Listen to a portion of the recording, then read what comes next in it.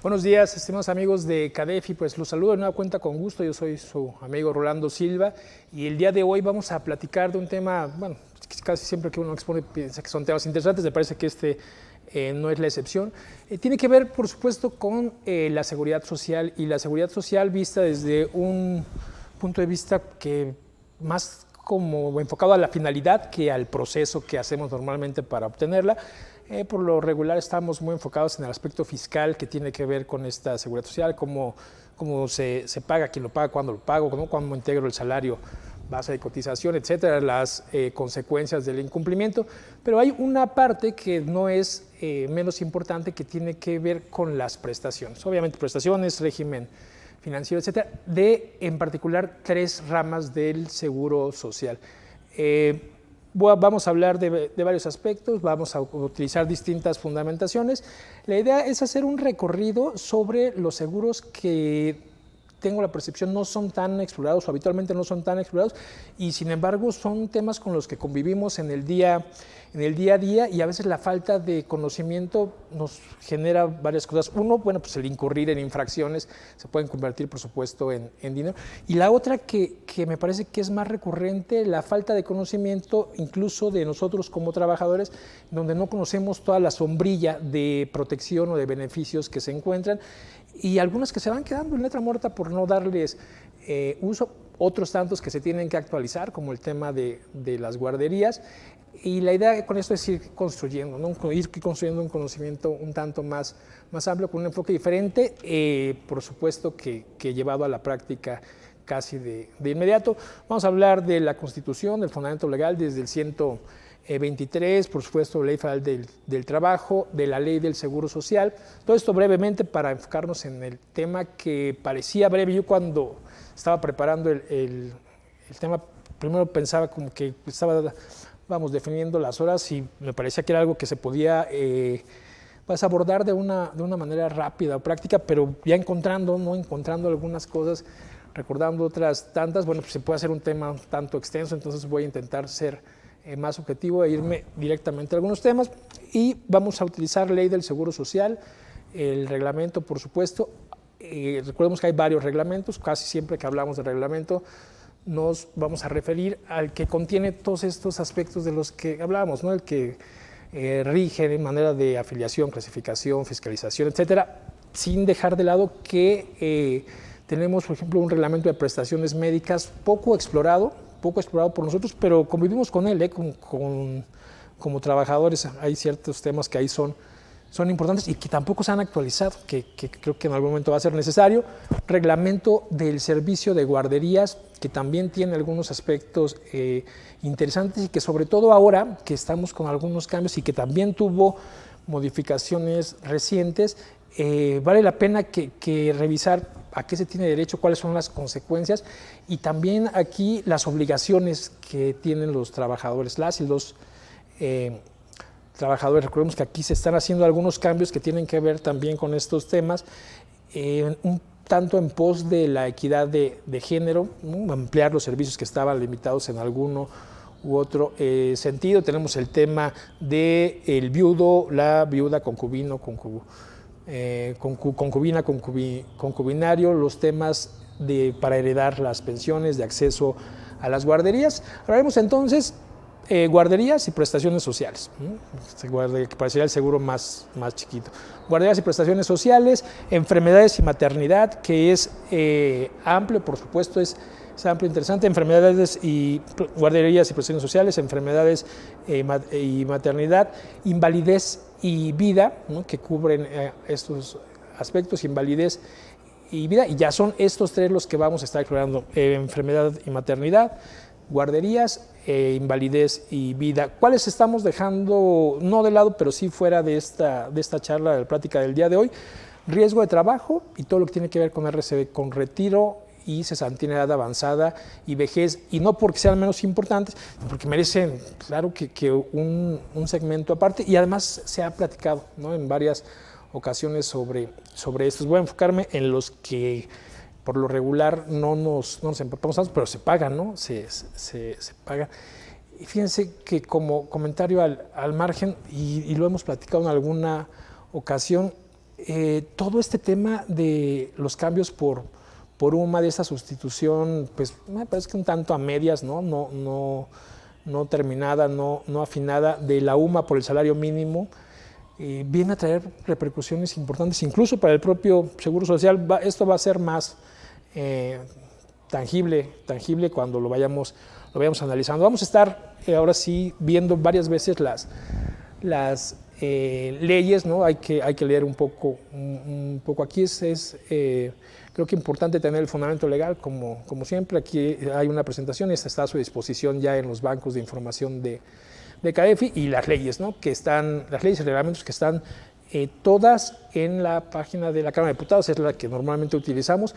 Me costó encontrar el de guarderías, tenía ahí la duda de si se había actualizado o no, por el cambio en donde se extiende esta protección también para los padres trabajadores, pero no encontré una actualización. Entonces verifiqué la página y supone que este es el vigente. Pues supongo que pierde efectos de forma automática al contraponerse a una ley, que esa será la adecuación, pero en algún momento se va a tener que adecuar. Pues ese es el tema del que vamos a hablar el día de hoy, de estas ramas del seguro. Obviamente vamos a ver quiénes son sujetos, ¿no? quiénes tienen derecho, cuáles son las prestaciones. En primer lugar, las prestaciones en especie, prestaciones en dinero, generalidades, algunos casos particulares y por supuesto régimen financiero. Y aquí no tanto en el aspecto de integración salarial, sino más bien qué porcentajes se pagan, sobre qué bases, que eso lo hace algo bien interesante, sobre qué bases y cuál es la finalidad, cuál es el destino de estos. Pues vamos a comenzar con este seguro de enfermedades y maternidad. Seguramente es uno de los más amplios. Aquí recordando que respecto al régimen financiero, el Seguro Social tiene una característica, y es que los ingresos, las cuotas que se cobran, tienen un destino ya establecido. O sea, es como si fueran bancos diferentes, pensemos bolsas diferentes, y a pesar de que por lo general pues el patrón paga en un solo suba, pagamos todas las cuotas, aunque podemos notar que están calculadas de forma diferente. Estas no se mezclan. ¿A qué me refiero con esto? Pues que las ramas, ¿no? Las cantidades que pagamos por concepto de seguro de enfermedad y maternidad no podrían estar cubriendo los gastos que se generan por riesgo de trabajo, ¿no? Y cualquier otra combinación. Y esto nos lleva a una situación financiera un tanto sui generis, que es que tenemos algunas ramas que pueden tener un superávit, como la de riesgo de trabajo, que hoy vamos a procurar no enfocarnos mucho en ella.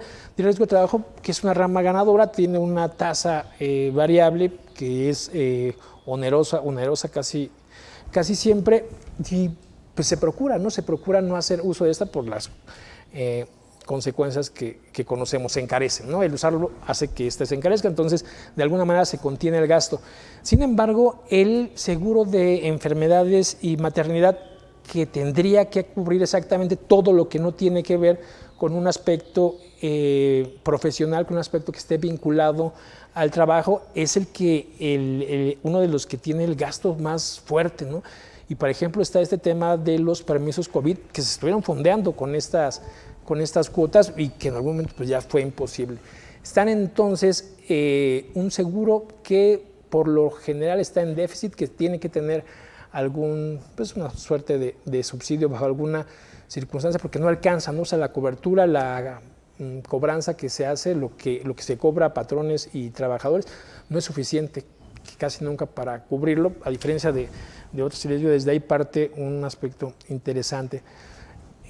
Estas ramas de las que estaremos hablando, hasta hace poco era muy sencillo decir, estamos hablando del régimen obligatorio del seguro social, entendiendo que hay otro aspecto que sería el voluntario, ¿no? En donde encontramos pues, la incorporación voluntaria, la continuación voluntaria, que viene ahora a modificarse de una manera importante con la aparición de este programa piloto para trabajadores independientes, en donde pues, se extiende el otorgamiento de las prestaciones para alguien que ya no es un trabajador, se convierte en derechohabiente alguien diferente. Entonces ya no es tan claro, por lo menos, y bueno, esto va a suceder cuando este programa se consolide como parte de la propia ley del Seguro Social. Entonces ya no va a ser tan fácil decir, estas son las ramas que se cubren en el régimen voluntario y estas en el obligatorio. Parecería que ahí que vamos a tener pues casi lo mismo en ambos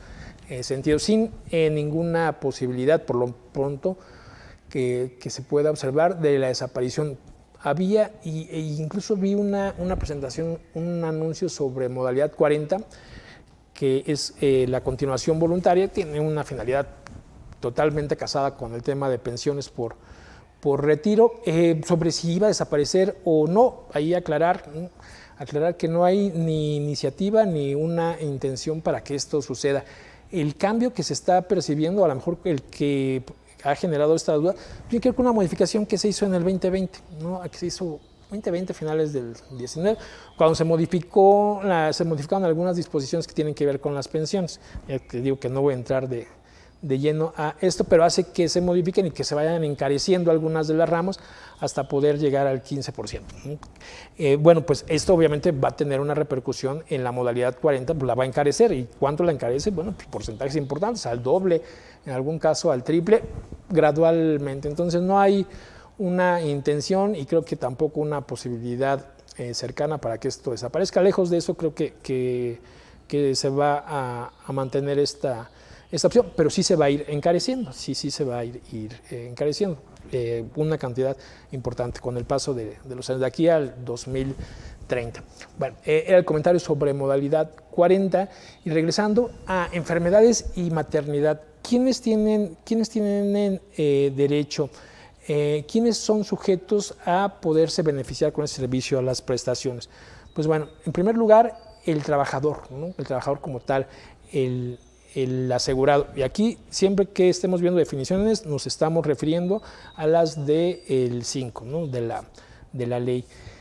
Además del trabajador activo del asegurado, quien se hubiera pensionado por una incapacidad, ya sea una incapacidad permanente o una incapacidad permanente, temporal, parcial o total. Y aquí vamos separando los términos, ¿no? Cuando hablamos de enfermedades distintas o enfermedades que no tienen que ver con la actividad del trabajador, no profesionales, pues vamos a referir por lo regular a incapacidad, ¿no? A un grado de incapacidad, porque lo que sucede es que me incapacita para poder desarrollar la función que tengo asignada. Cuando hablemos de temas diferentes, vamos a hablar de invalidez que tiene que ver con una afectación a mi vida cotidiana, ¿no? y con un origen distinto al profesional. Bueno, entonces, quien se pensione por incapacidad va a ser sujeto de este seguro, o sea, tiene estos derechos. Quien tenga estamos hablando de riesgo de trabajo, quien se pensione por invalidez o por vejez o cesantía en edad avanzada, recordemos que retiro a partir de los 65 y antes estamos activando un seguro diferente, ya platicaremos de eso en alguna otra ocasión, pero ambos, los pensionados, ¿no? Y los pensionados que, quienes hayan obtenido una pensión, ya sea por viudez, porque se muera tu pareja, por orfandad o de ascendientes. Los hijos que pierden alguno de sus padres, y estos son trabajadores, beneficiarios o derechohabientes, las parejas, y ahorita les digo por qué hay que ser cuidadosos con el tema de las parejas, porque hay nuevas condiciones, no hay nuevas circunstancias, nuevos elementos. Entonces, quienes estén pensionados, quienes tengan una pensión por viudez, por orfandad o una pensión de ascendientes, la esposa del asegurado o del pensionado, y a falta de esposa, una concubina. Y aquí empezamos a ver algunos temas. Les comento. Muchos aspectos de la ley del Seguro Social están enfocados o fueron concebidos con el arquetipo, no sé si sea correcto, un estereotipo de una familia en donde el padre, ¿no? el varón, pues, es el proveedor, es quien iba a trabajar, y la mujer que tenía un rol asignado, en donde no era no era frecuente que fuera ella quien estuviera a cargo de los gastos, que tuviera que fuera quien tuviera pues, la asignación de proveer de recursos. Entonces vamos a notar en muchas partes de la ley que la concepción que se tiene de esta familia prototipo o estereotipo, un padre trabajador que sale durante el día de casa para ir a desempeñar un trabajo y regresa con los recursos, una madre que está encargada de la atención del hogar y de los hijos, y este es el formato que se protege, incluso que se fomenta, y es con el que se generan muchas de las coberturas. Y ahora y actualmente que todo esto pues está, no diría modificando, sino reconociendo, se le está dando juego. Bueno, pues esto ha sido como mover una pieza y se desacomodan varias, y se han tenido que ir haciendo ajustes pues, para darle ese enfoque de inclusión, o sea, esa óptica de equidad de género. Un caso reciente que todavía no se convierte en ley, pero ya es como tal un criterio, tiene que ver con el concubinato. Con el concubinato vamos a encontrar que en particular con este seguro se referían a tiene derecho el trabajador, y si el trabajador tiene una enfermedad o tiene la necesidad, sí tiene una enfermedad. Pensemos, es más claro cuando el trabajador muere. Si el trabajador muere, bueno, pues la esposa o la concubina en automático podía heredar esta pensión. No había que demostrar que efectivamente había esta relación. Es lo único que bajo alguna circunstancia había que demostrar, y esto en caso de que no hubiera como tal un acta de matrimonio o hijos en común.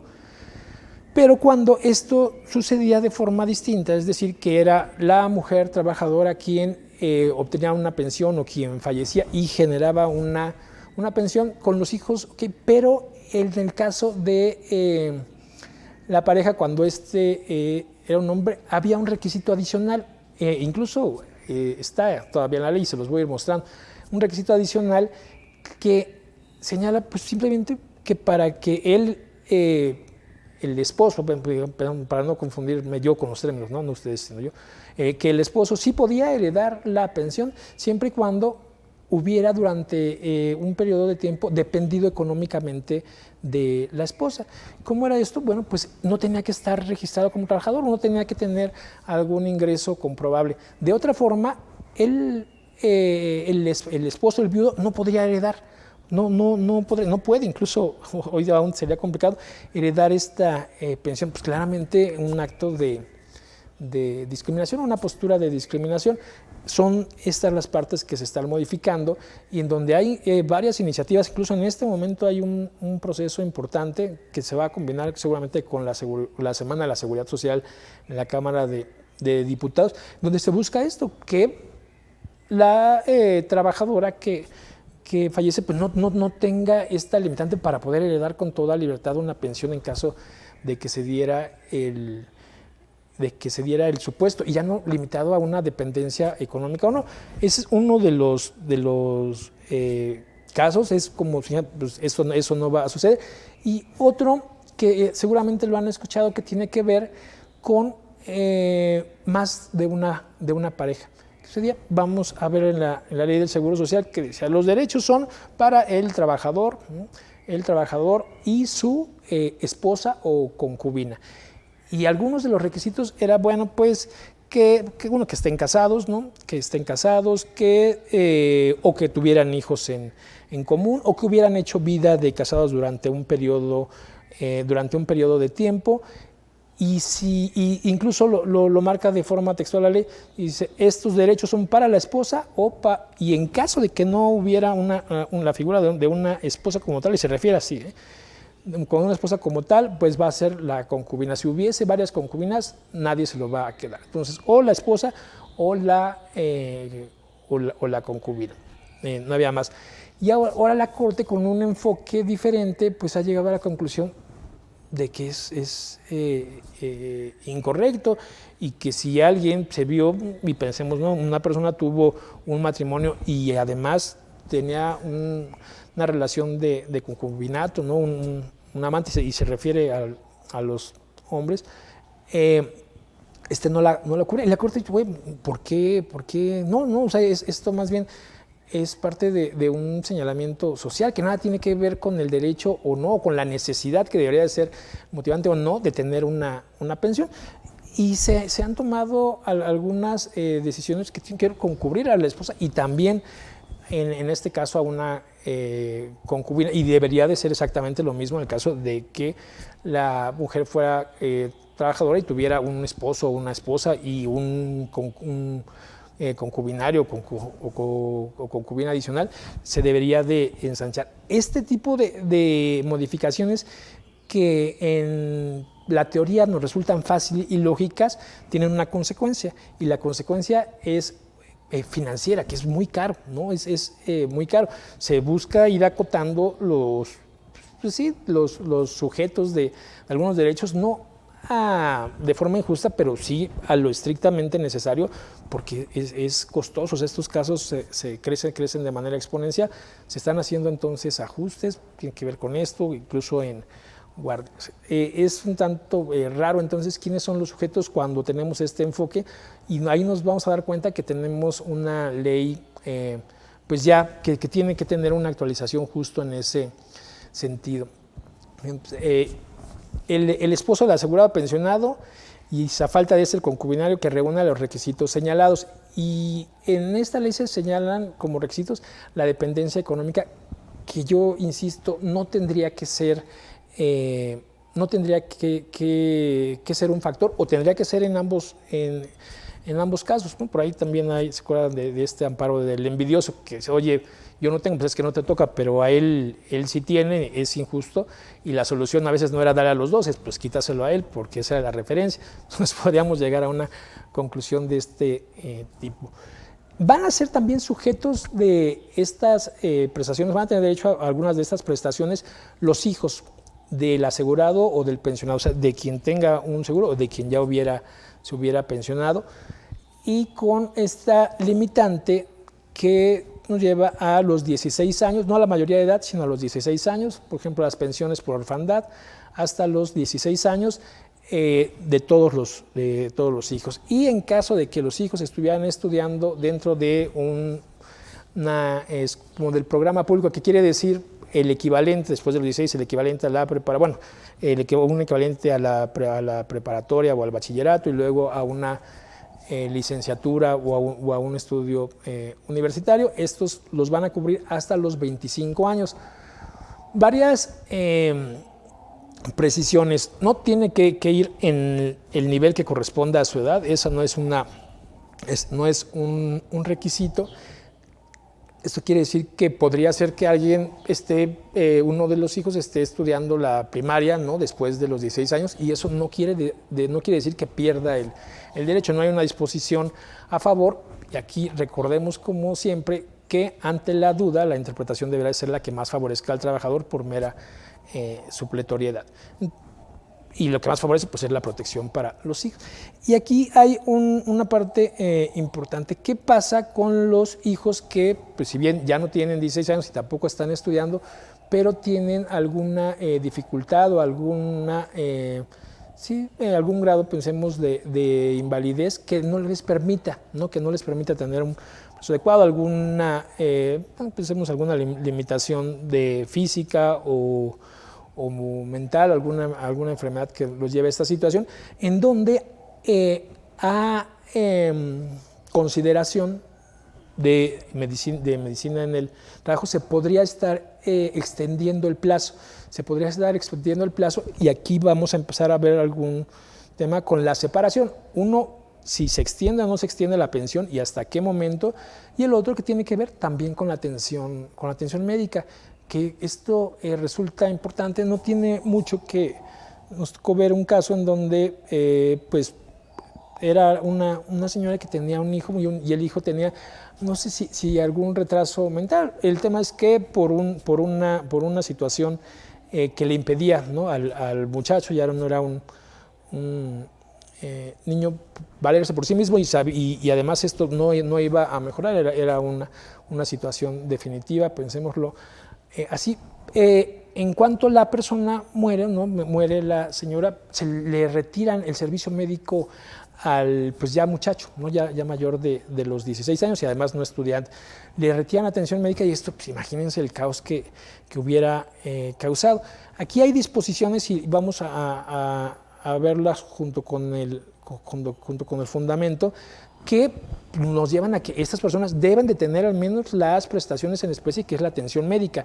Y podemos estar hablando de procedimientos muy caros en algunos casos, debe de mantenerse la cobertura. Y son casos que por lo general no los conocemos y podríamos quedarnos con la primera impresión, que sería, pues esto es por sistema y la trabajadora ya no está, sus beneficiarios ya no está, o pensamos el pensionado, en este caso una persona pensionada, la pensionada muere y los hijos tienen más de 16 años, les retiran el servicio médico en automático. Hay un procedimiento para que se gestione la extensión y esto pueda seguir teniendo cobertura. Imagínense lo importante, lo trascendente en lo que resulta esto, si es nuestro caso, ¿no? La preocupación de, oye, ¿quién va a atender a mi hijo cuando yo no esté conociendo esta situación? Bueno, pues habrá uno que ser cuidadosos y previsores con los procedimientos, pero también conocer que sí se puede y que además existe la obligación. Y justo se los dejo, está en el 84 y ahorita vamos a comenzar a ver la ley. En el 84 de la ley, cuando se habla de los hijos del asegurado hasta los 25 años y en primera da la limitación, más bien la característica de que estudien dentro del sistema educativo nacional o cuando no pudieran mantenerse por su propio trabajo debido a la enfermedad crónica, etc. Es importante aquí también que señalar que estas personas van a continuar o van a tener el carácter de beneficiarios siempre y cuando no tengan un ingreso. En el momento en el que tengan un trabajo y en consecuencia se les afilie, hablo de los hijos, de los hijos mayores de 16 años, y se les afilia al Seguro Social, en ese momento dejan de ser beneficiarios, tienen sus propios derechos, pero dejan de tener los beneficiarios de la pensión. Y esto, si se dan cuenta, viene a explicar por qué hablaban de los 16 años y no de los 18. ¿Por qué tomar un rango menor? Bueno, porque recordemos que en la Ley Federal del Trabajo se permite, ¿no?, bajo algunas circunstancias y con algunos requerimientos, el trabajo de los menores de 18 años con tope hasta los 16. Entonces se presume que podrían tener un trabajo a partir de los 16 años. Si se verifica esto, bueno, van a perder la calidad de beneficiarios. Tengamos también entonces esto en cuenta, y lo menciono más que por pensar que alguien podría tener la intención de hacer un mal uso de estos, sí considerar que a veces hacemos cosas con una intención que generan un efecto diferente. A lo mejor se nos hace fácil decir, pues vamos a incorporar a esta persona al Seguro Social, vamos a darlo de alta para que continúe con el servicio médico, pues en ese momento cometemos el error de estarlo desamparando por romper el supuesto. Ahora él se convierte ya en un asegurado. Y bueno, y aquí se da el caso, hay otro aspecto que tenemos que revisar, que son las semanas de espera, ¿no? Las semanas de espera a partir de las cuales se tiene derecho, que también están en el régimen obligatorio, y ahí son interesantes, sobre todo las de maternidad. ¿A partir de cuándo tengo derecho a qué cosas? No es desde el primer día. Y además de esto, ¿cuál es el concepto o la unidad de medida?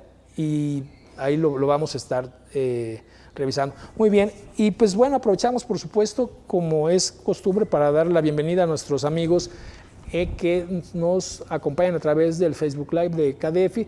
Los saludamos con mucho gusto. Estamos hablando, haciendo un análisis, platicando sobre ramas del Seguro Social que no son riesgo de trabajo y que no son las que tienen que ver con retiro, cesantía en edad avanzada y vejez, enfermedades y maternidad, guarderías y prestaciones sociales, invalidez y vida, intentando dar un recorrido sobre las prestaciones en especie, en dinero, régimen financiero, algunas generalidades, y bueno, pues ahí también desmenuzando algunas de las disposiciones. Hablábamos de los beneficiarios de esos servicios, de quienes tenían algunos, o más bien quienes tenían derechos, y hacemos un repaso sobre este tema de los hijos, ¿no? De cuándo tenían, hablamos del seguro de enfermedad y maternidad, de cuándo tenían derecho, cuándo no, y de algunas de las posiciones que ha tomado la Corte en este caso para pues revertir un poco un efecto de discriminación, ¿no?